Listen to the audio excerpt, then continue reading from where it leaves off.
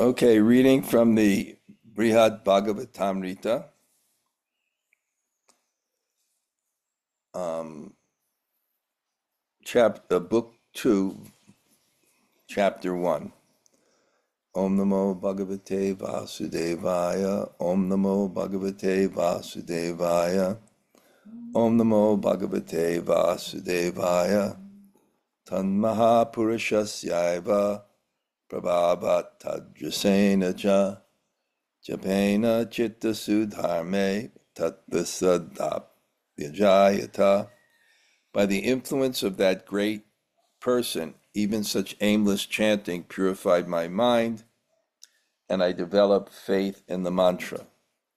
Om Jnana Timirandasya Gananjana Shalakaya Taksurinmilitam Yena Tasmai Sri Gurave Namaha Sri Chaitanya Manobhistam Stapitam Yena Bhutale Swayam Rupa Kadamayam Dadati Swapadantikam Panchakalpa Turubhyascha Kripa Sindhu Vayevacha Patitanam Pavanebhyo Vaishnavebhyo Namo Namah Sri Krishna Chaitanya Prabhu Nityananda Sri Advaita Gadadhar Shivasade Gaur Bhaktivinoda Hare Krishna Krishna Krishna Hare Hare Hare Rama Rama Rama Hare Hare.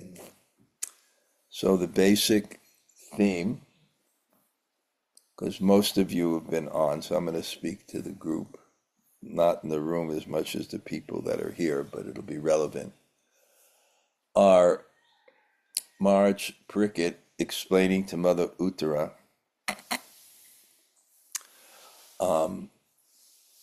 the place where those of the topmost, where those who are the topmost recipient of Krishna's mercy reside.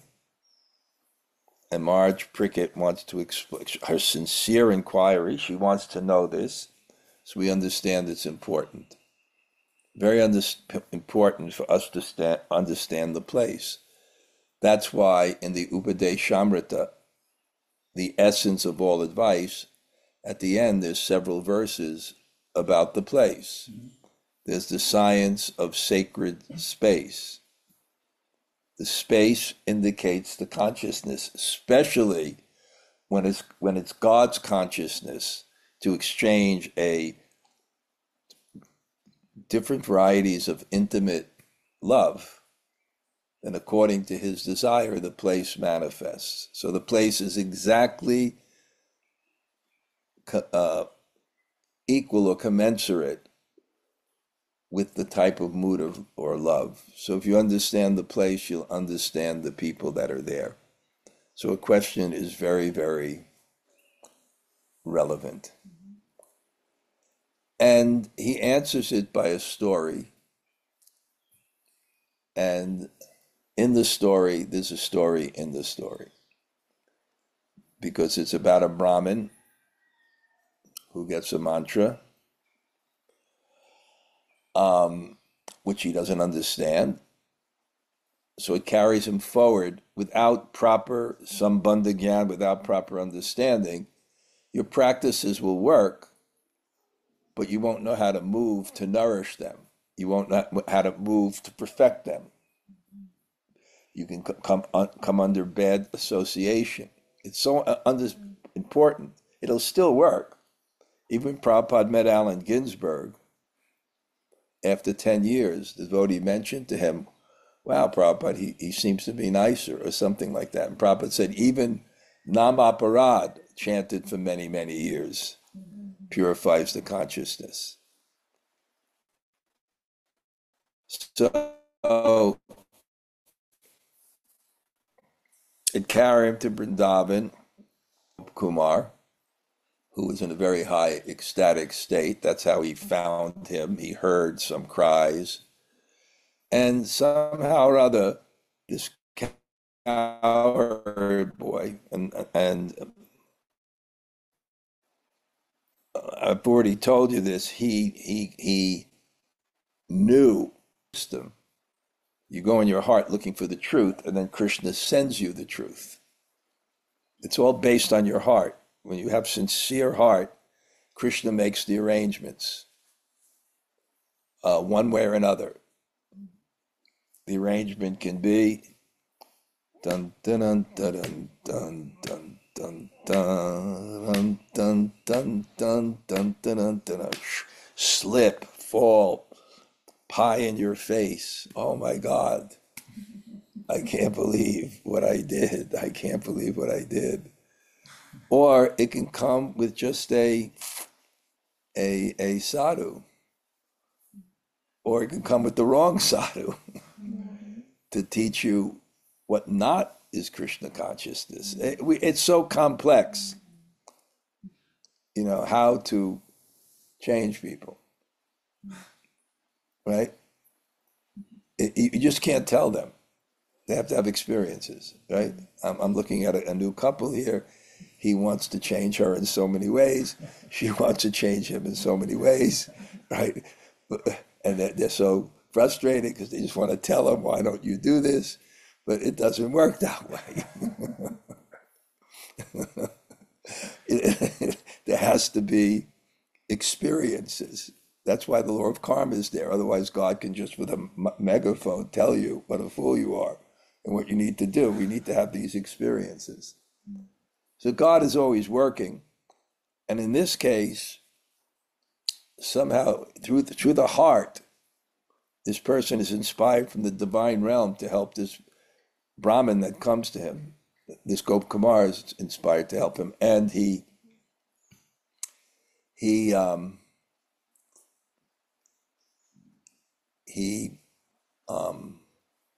tells him his own story. He knew his own story. And then he explained to him that, you're almost there, but there's some other understanding you need to have. And the best way for me to do it is tell my own story. God sent me to you because I had the same exact story. And what was the story of the Brahmin? He got a mantra, he didn't know what he was doing, but it carried him forward. And he wants to achieve perfection, but he doesn't have the knowledge how to actually maximize the benefit of the mercy he got. So so now this Gop Kumar who's come, he's going to tell him the same story, but how it actually achieved perfection. And I told yesterday, because we had such a nice kirtans yesterday, we have before class, after class, small group, relishing. It's just relief in this material world. This temporary material world is full of suffering. Chant the holy name of Krishna is your only business. It's such relief. But I was inspired that this kirtan, and one thing that he tells this Brahmin is you have a mantra, but you have to sing. Wow. You have to also sing the mantra. Wow. You have to also do, you have to do Nam Kirtan.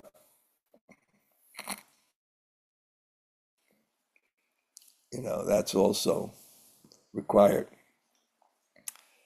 And now so now what's Gop Kumar's story? He meets this Brahmin, this beautiful Brahmin, just in ecstasy, because he's a cowherd boy. In he's playing with his friends, and he meets this Brahmin, and they kind of made fun of him, because he's drooling and he's falling down and he's in ecstasy, but somehow this Gop Kumar felt him and would bring him milk every day, and then the Brahmin one day looked at me and says, looks at Gop's telling story. This is the Brahmin that he's telling the story how he met this very advanced Brahmin who becomes his guru, and that beautiful Brahmin tells Gop Kumar, um, go bathe in the Jamuna and come back, and God's going to give you some mercy. And then he gives him the same Gopal mantra that was given to this Brahmin who's asking the question, the same mantra. And he said, and then somehow or other, that great person, he was in so much ecstasy explaining about this mantra that he lost his consciousness and he just wandered away. And you know, I'm reading in the 19th chapter of the 19th chapter of the CC. I think it's the ecstatic feelings of Radharani, something. It's kind of high stuff. But when Lord Chaitanya is in this mood of separation, he goes to the Jagannath Vallabha Gardens, and it reminds him of Vrindavan. That's in Puri, and it just reminds him, and this fragrance there, and he goes into this meditation about what it's like to smell the fragrance coming from Krishna's body. It's a very it goes on, I think, for 15 verses. But one thing that happens is one becomes blind. And what does it mean one becomes blind? It means that the consciousness can only focus on one sense at a time, like that. So therefore, if you're in class and you're daydreaming, you don't hear the class. So it's not enough for the objects of the senses to hit the senses. The mind has to be connected to the sense. It has to be directed to the sense. That's why chanting is so, we're chanting, but we're not hearing. If our mind is someplace else or we're distracted, you have to really concentrate. You don't concentrate, you don't receive so much benefit. So his guru went out of consciousness and wandered away in ecstasy. He didn't have a set place to stay, so he couldn't find him. So now he was in the same condition of that Brahmin, the Mathura Brahmin that got that mantra. And he said, by the influence of that great person, even such aimless chanting purified my mind, and I developed faith in the mantra. So he developed faith that this works. He didn't really know how to chant it so well.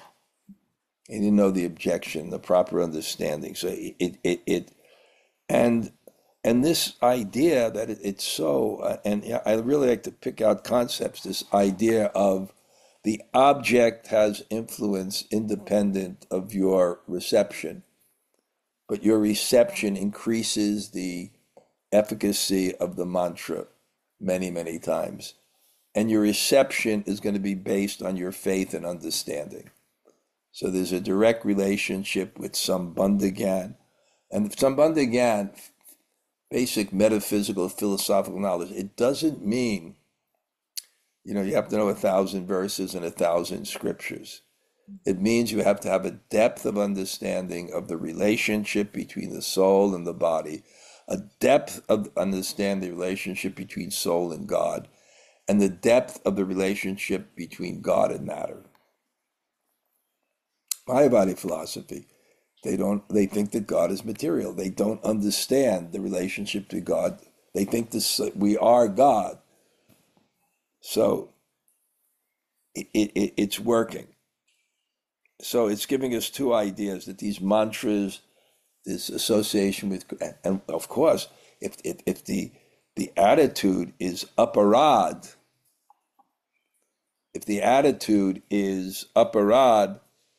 it's offensive, right? Then you distance yourself from the mantra. And frankly, how do we distance ourselves from Krishna? It's by consciousness. It's not a physical distance, it's by consciousness, because everything is Krishna. Of course, it's not, but it is, because everything is Krishna's energy. And I love that saying that I think it's Bhakti Rakshaka Sridhar Maharaj said, where there is no circumference, the center is everywhere. So where is God? You can't put him, if he has no limit, you can't put him in a material locus, although he is in every material locus, if you have the consciousness to relate in that way. So yeah, so he's I became eager to know who is the Lord of the universe was and when I might be able to see him. With this, my only aspiration, I abandoned my home and other attachments and went to the bank of the Ganga. We get some inspiration in Krishna consciousness. It's a religious experience that somehow or other we have enough humility that we're seeking an authority higher than ours, which has failed us miserably, life after life. And but the problem is you get that experience, and God gives you that experience to give you a goal, because we move towards a goal, but we're not really qualified yet for that experience. So we have to practice. And if we don't have the right understanding and guidance, there's so many obstacles and pitfalls and tests along the way. And you can easily be confused, and Maya can come in ways that look spiritual but are not. And you can just get confused. So I'm seeing this, we bring people to Krishna consciousness, but you'll see the test even for yourselves to kind of stay on that path. And we have to stay fixed in chanting and hearing the Shastra. And that's why I'm writing this book on Vaishnava behavior, because when you don't understand how to relate, you don't understand how to communicate, you don't understand how to learn, you screw it up. And the worst thing is offenses. And because we're mixing the devotional life with our human interactions, which are not stellar, we tend to bring that culture into Krishna consciousness, which doesn't have the reservation, the restraint that a Vaishnav has in offending someone. We don't think anything about it. We don't think anything about offending people. And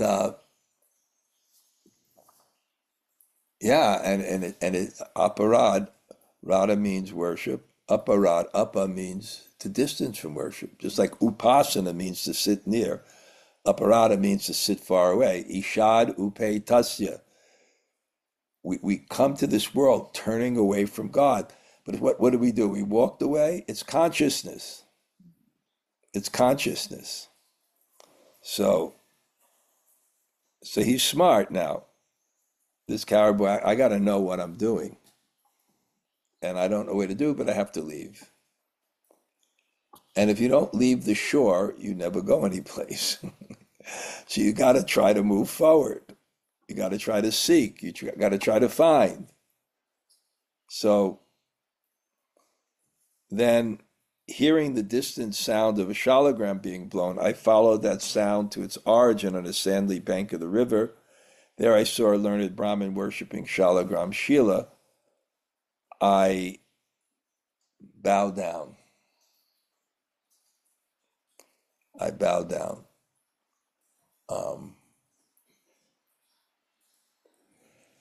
Is some needing some explanation? Just a word. Oh, okay. Yeah. Which word? Bow down. Boom. Okay. Um, and so obviously, both that Mathura Brahmin and Gop Kumar are very pious. So it's kind of a good advantage. It's an advantage and a disadvantage. The advantage is you bow down. The disadvantage is you bow down to anything. Where, Hare Krishna, oh my God, are you kidding me? Lord Shiva, wow, Lord Brahma, forget it. I spent my first 20 years in Vrindavan offending all the demigods. Like the enemy temple. The enemy temple, Lord Shiva. the enemy temple, Lord Brahma. So we were kind of protected, but at the other hand, we the skeptical nature, but in the again, I meant in the proper culture where they train people and people were most people now there's no tradition, there's no most people represented God. Saying yes, bow down to your teacher, bow down to your parents, bow down. Now like, well, I don't know. My father, I know my mother, I don't know. So it's. I asked the master, "What are you worshiping?" Laughing, he replied, "Dear boy, don't you know that this is the Lord of the universe?" So I don't know, he was a simple cowherd boy, and the Brahmins, they worship the Shalagram Shila. You should know that. Somehow he was very simple. He didn't know this. So the Brahmin laughed, how do you not know the Shalagram Shila? Right? So fascinating in Krishna consciousness, right? Just the concept of the Shalagram Shila, that these little mites, eaten stone for thousands of years and create Sudarshana chakras and all those things. Is someone coming here? Yes. Did I miss something? We said 7, right? Yeah.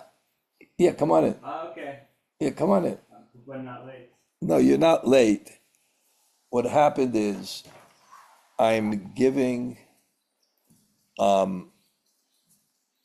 my other class. Oh, I see. So these people eager to hear somehow found out Ah. and came early, you Now see? it all makes sense. You understand?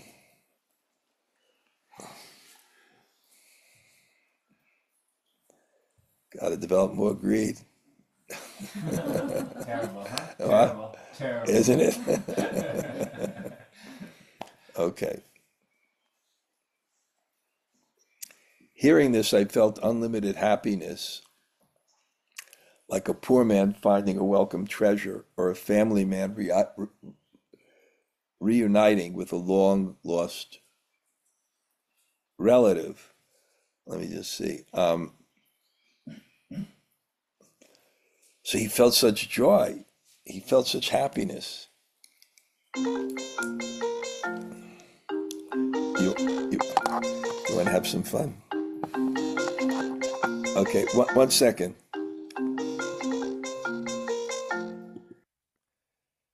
Mr. G, I'm giving class now.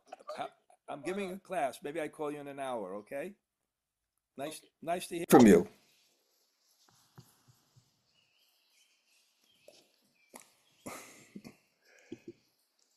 A surprise call from him. I was telling you about that tantric. Which one? The tantric that would do the yogism, I think. Yeah. I'll call him back sometime. Okay, let me just get the. Okay, so somehow, some things are familiar, but we don't have cognizance of them in this life, because some scars go for many, many lives. So somehow, it's just like for some people when they come to Krishna consciousness, it's so familiar. And a lot of things are familiar. India may be familiar. So hearing this, I felt unlimited happiness, like a poor man finding a welcome treasure, or a family man reuniting with a long lost relative. I gazed for a long time at the Lord of the universe with faith, bowed down to him, my whole body flat on the ground like a rod. By the Brahmin's mercy, I received some water that had washed the Lord's feet and some remnants of offering to him. So this is the same story as the other one, but in a different way. I got to find the Lord of the universe. That's what the mantra is giving me. The mantra is giving me God. I have to realize it. Let me go find it. And then on the journey, Krishna puts different things in our path to teach us different lessons. And sometimes it's really hard to figure out. It's super hard to figure out. You have to look at the perspective of God's perspective. He's seeing a soul. He's seeing a soul for many, many lifetimes. And the most advanced devotee doesn't only look at someone's past, they look at a person by their future. So even if there's some bump on the road, they don't ossify that in time. They see how much service this person's done.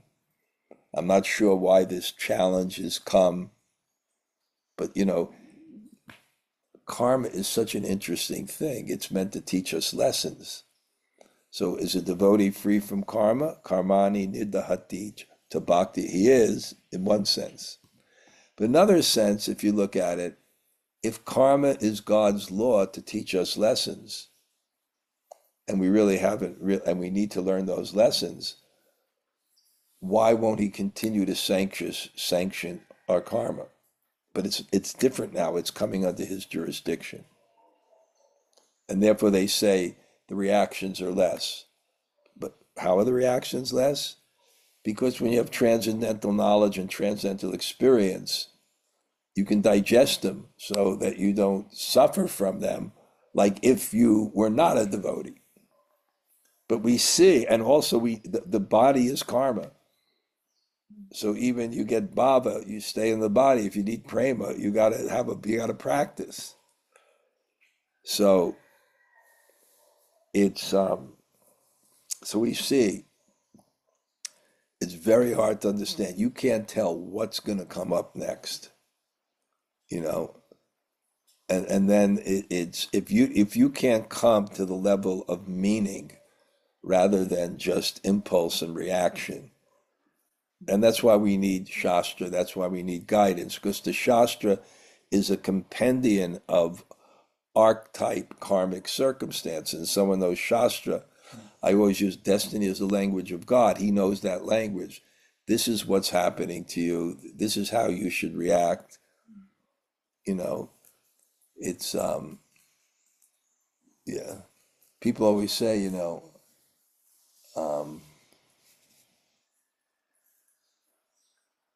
yeah, I was going to say, they don't, why is this happening to me? I'm going to lose faith. So one time I knew this person and he's saying, why is this happening to me? I'm going to lose faith, right? He was trying to come to Krishna consciousness in so many ways. And then he got hit by a truck, after trying and trying and trying. And he said, I'm going to lose faith. Why is this happening to me? And then he got a big settlement from the insurance company. And I'm saying, now I'm going to lose faith. What did you do to deserve that? What did you do to deserve all that money? So it's only God's. Okay.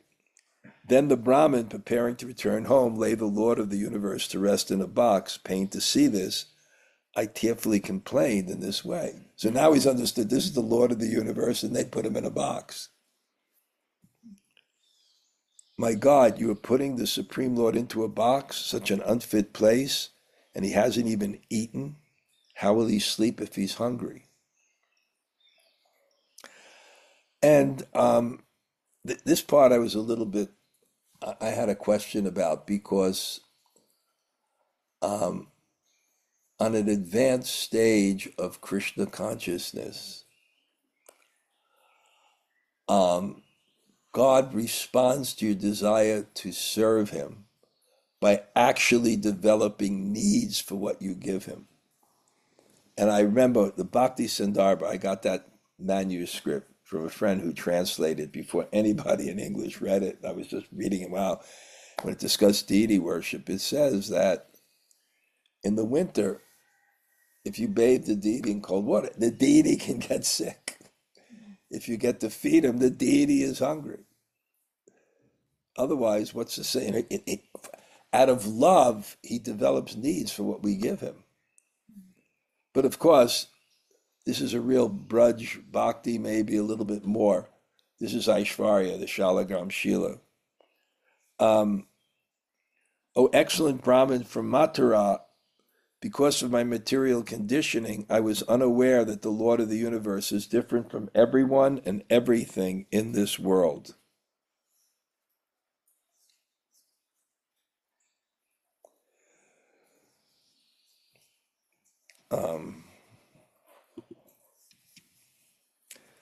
Okay, purport. Gop Kumar was ignorant of the Supreme Person's transcendental nature.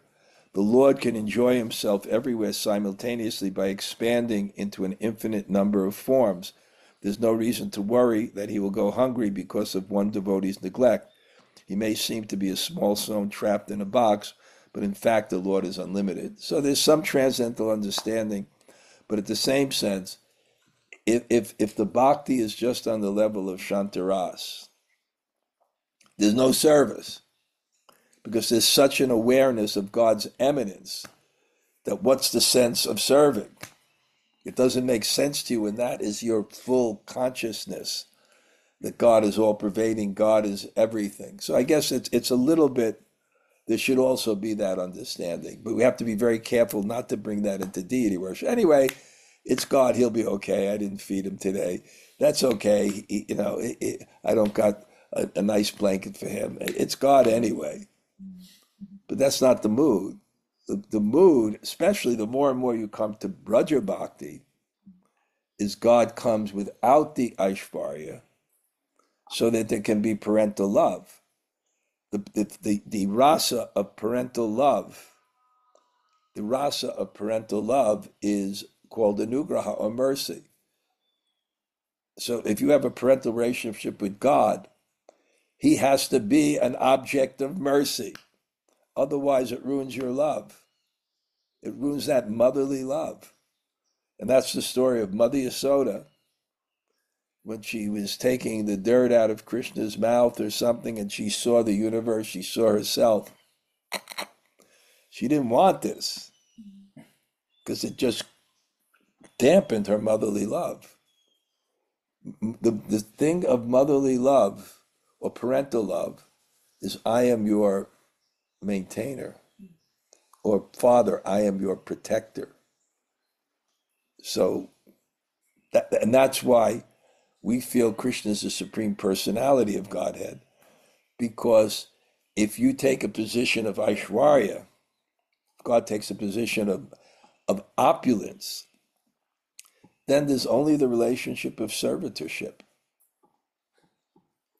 You can't exhibit parental love to God in that position,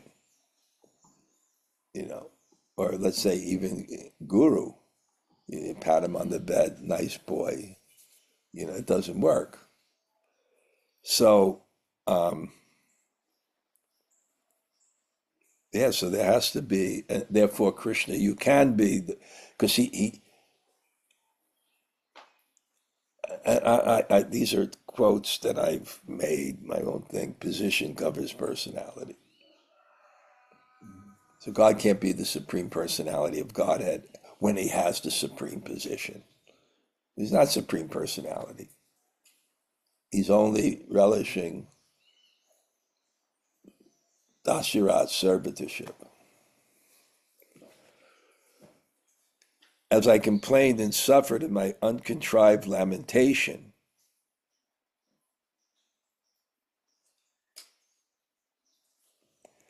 it's very interesting. It says not artificial. In other words, these weren't, we call them crocodile tears in English. Means like it's not real. You have some motive for crying. He really was and you just see this Gop Kumar, he's like a Braja Bhakta. He's, they have heart. They have feelings. See, he saw, we can see his mood. Look at, that's my Lord. He's very simple in his understanding. Okay, that's God. But why is he in the box and you're not feeding him and he's going to be hungry? This is Braja Bhakti. As I complained and suffered in my uncontrived lamentation, if I was translating this word vilap by lamentation or complaining into Yiddish, I would use the word kvetch.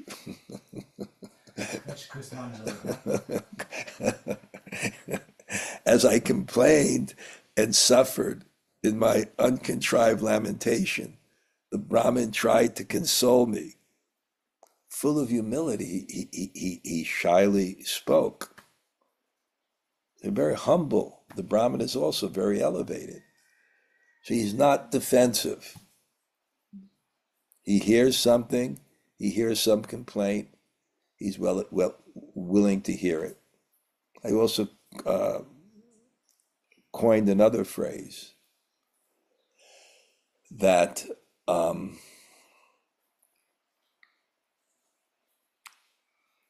rationalization is intelligence in the service of the false ego. We don't want to say that we are wrong. It compromises our control. It means we're putting something above us. So people they'll argue. You ever see people argue and argue? It's like the national pastime in India. They argue and argue and argue, and it's all false ego. Vaishnavas don't argue on that platform. They may be to defend the spiritual conclusions or your tradition, but they don't argue like that. But a person is humble. He listens to it, and he really seriously considers it. Not that you have to accept everything, but someone, false ego, my God, you tell them they're wrong. Yeah, I just had a thing. It's got a little humor, but the Pizza King from the Yonkers just arrived in Vrindavan, and he flipped out because he told the taxi driver, "You come at 2," but he didn't want to give the taxi driver the information for his plane, and when it arrived, he just said, "No, you just pick me up at 2." His plane came at 1 because he thought he had. So he got out early, and then the taxi driver was 10 minutes late. So he wrote me, and then I wrote the travel agent. I'm not defending, but you could just see it. The travel agent was a Vaishnava. See, he didn't want to defend, but I said, early is on time. It's 10 minutes late. You got to understand the guy's culture. He's from the mafia in Yonkers. And the travel agent, he sent me the whole thread with him. I'm not giving you my, just pick me up. And you better have fresh bottled water when I get there. He said that? Who? Pizza King? The Pizza King said, you better have fresh bottled water when I get there. And it was 10 minutes late, and it wasn't the car he wanted, but it was great. And then the travel agent said to me the whole, so I'm mediating here. So I told him on the way back, you're a good travel agent, but the Pizza King won't go with you. We'll let him arrange his own car. But I could see the travel agent, you're wrong. And he was a Vaishnava, so he was trying to prevent it, and I said, yeah, the guy was complaining. He was a little bit too much, but the guy came 10 minutes late. Don't come 10 minutes late when the Pizza King shows up.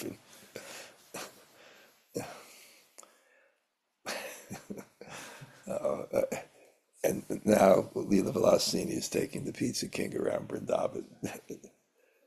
It's a match made in heaven, I can tell you that. Okay. O new Vaishnava, he said, what more can this poor man do? I can offer to the Lord of the universe only meals I prepare myself. So when you have a deity, you want to worship the deity, but it has to be very practical. So you offer what you're eating. You can't offer more because then the food's going to be wasted, or your diet, you're going to start eating too many sweets or the wrong food. So you actually, unless it's the temple. They say the temple, the deity is the king. At home, the deity is the guest. And therefore, one doesn't eat before he serves his deity. Otherwise, you can imagine the guest is there and you're at the table eating, and you look up like, there's a little culture here. So he said, what can I do? I can only offer And the fact of the matter, what God is appreciating is the love. So if all you can offer is this, but then it's love. So the Brahmin who lived near the Ganga thought, if this coward boy has never seen a Brahmin like me worshiping Shalagram Shila, he must be new in spiritual life. If you are eager to see the Lord in opulence and a great festival is worship, please go to the capital of this country's very saintly ruler. He is attached to worship of Lord Vishnu in great love. You will find his city not far away, and therefore you can behold the Lord of the universe is so difficult to see. So you go where it's worship and opulence. If you know, you won't see. I'm such a poor Brahmin. This is all I could offer. Yeah. Purport: the king of this district on the shore of the Ganga was a sincere Vaishnav, which made him a greater saint than any karmi, jnani, or ordinary yogi. He worshipped the deity of Lord Vishnu with festive opulence. If Gop Kumar liked, he could go to the capital and see for himself this king's wonderful worship. He could see the Lord's beauty, the rich offerings made to the Lord, and his luxurious sleeping quarters. The opulence of the king's deity was much more readily visible than those of the poor Brahmins, Shalagram Shila. When you love, you offer the best. So when you go in the Krishna Balaram Mandir and they have a festival and they spend $7,000 or $8,000 on flowers, lakhs and 4 lakhs rupees on flowers, and that whole temple is unbelievable, and even the courtyard is filled with water. They have a way of putting strings and making designs in the water with flowers, and you walk in there and you feel bhakti.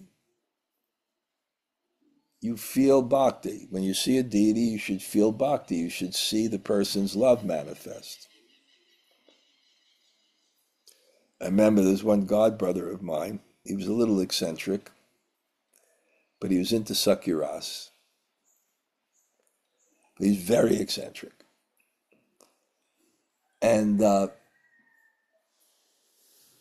he had this deity.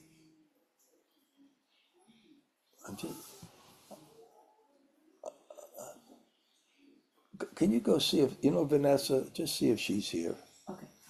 If someone can Should I bring her take in. her over If she's here. Okay. I just saw, because Vanessa? Vanessa, Yes, I will. if she's here, okay? Yeah. Maybe she doesn't know my room. So what was I saying? Your eccentric god brother who was in the Yeah. Sakuras. So one time he had so much paraphernalia that he made this jacket to carry about 50 kilos in his pockets. And his altar he would carry with him. He's very attached to that deity. And then my other god brother was in a car accident with him.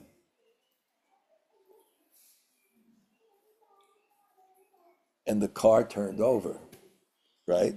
And my friend got out, it was going to explode. And my friend was looking for the deity's flute.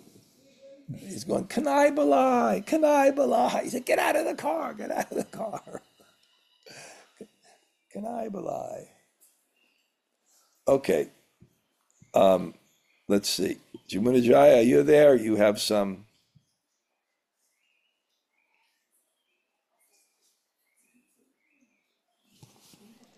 Yes, Hey, Hare Krishna come on. Maharaj. Good for you. Yes. How are you? Very good. Here, please sit down. Everyone. This is Vanessa. Yeah, okay. Good. Hare Krishna. Nice to see you after so many years, huh? Yeah, David, just move back a little bit so she can sit there. Okay. Move up so on the thing here. Okay, good. Okay, Jamunajaya, tell us your realization for the class today. Hare Krishna. Hello, everybody. It was so nice to hear you, Maharaj.